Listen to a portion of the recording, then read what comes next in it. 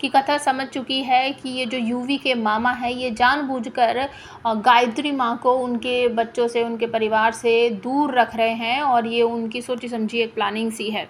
तो नैना कहती है कि तू ऐसा करना, जल्दी से जीजा सा को फ़ोन करके बता दे कि तुझे उनकी माँ मिल गई है और वो बहुत ज़्यादा खुश हो जाएंगे। लेकिन कथा कहती नहीं नहीं, मैं ऐसे नहीं बताऊंगी, वो ना जब वापस आ जाएंगे, आमने सामने होंगे, तब बताऊंगी और मैं उनके बर्थडे पे बताऊंगी ये उनको। तो नैना कहती है क्यों, अभी बता दे तो बहुत अच्छा होगा।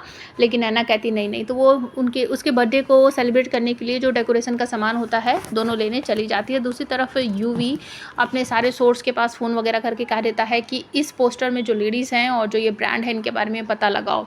सभी लोग जुटे हुए हैं, उसके छोटे चाचा चाची यूवी, और उसके भाई का फ़ोन आता है जो इंस्पेक्टर है यूवी का। वो कॉल करके बताता है कि हमने पता लगाया है कि ये ब्रांड जो है वो पुणे का है और इस ब्रांड का जो मालिक है ना वो कुछ बता नहीं रहा है। तो यूवी इस पर नाराज़ होता है कि यार कुछ भी कर, मुझे नहीं पता, तू पता लगा के बता। तो परी और वो जिम्मा ले लेते हैं कि हम इस ब्रांड से जुड़ी हुई सारी चीज़ें जो है निकालेंगे और घर में इस बात का पता किसी को नहीं चलने देंगे, सिर्फ यूवी ब्रो को ही बताएंगे। और दूसरी तरफ जो मामा जी हैं उनको पता चल जाता है कि ये जो कथा है समझ चुकी है कि जानबूझकर मैं ऐसा कर रहा हूँ कि गायत्री को किसी और से ना मिलने दिया जाए। और गायत्री माँ जो है उनका रियल नेम कुछ और अलग है, जिसकी वजह से उनकी पहचान जो है वो कोई पहचान ही नहीं पा रहा है। तो इस बात को पुख्ता करने के लिए कथा जो है वो अपने ससुर जी के पास चाय बनाकर लेकर जाती है और कहती है पापा जी ये चाय लो। तो वो मना करते हैं कि बेटा तू क्यों परेशान हुई, तू घर का जो नौकर है उसे कह देती वो ले आता, उसको पता है मुझे कैसी चाय पसंद है। तो कथा कहती है कि बाबा साहब मुझे पता है आपको कैसी चाय पसंद है, मतलब जो उसकी सास का नाम था ना, यहाँ पर वो वही नाम लेकर कहेगी कि मैंने उनके जैसी चाय बनाई है, मुझे पता है कि आपको लौंग की चाय पसंद है, आप एक बार पी कर बताओ आपको ये चाय वैसी ही लगी क्या। तो पीते हैं, कहते हैं हाँ बहुत अच्छी है। और कथा बातों बातों में ही पूछ लेती है कि माँ जी साहब जब यहाँ से गई थी तो आपने उन्हें रोकने की कोशिश नहीं की, सारी डिटेल में जानने की कोशिश करती है। तो वो बताते हैं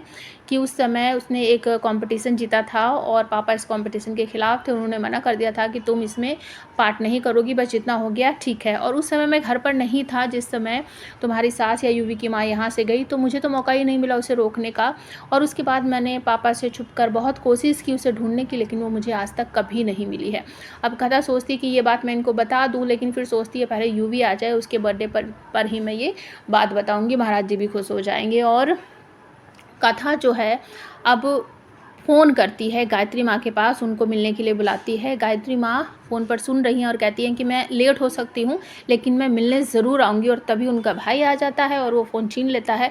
कथा बताती है कि मैं आपकी ज़िंदगी की, पिछली ज़िंदगी से जुड़ी हुई कुछ बातें जानती हूँ, आपका बेटा और आपका पति, उन सब के बारे में मैं सब कुछ जानती हूँ, तो आप जल्दी आओ मुझसे मिलने, में आपको बताऊँगी। लेकिन ये बात मामा जी सुनते हैं और सुनते ही वो फ़ोन तोड़ देते हैं और गायत्री माँ बहुत ज़्यादा डर जाती है और वो उसे डराते हैं उसके भाई कि मैंने मना किया था, आप किसी और से बात नहीं करोगी, बाहर नहीं जाओगी, लेकिन आप मेरी बात नहीं सुनती हो।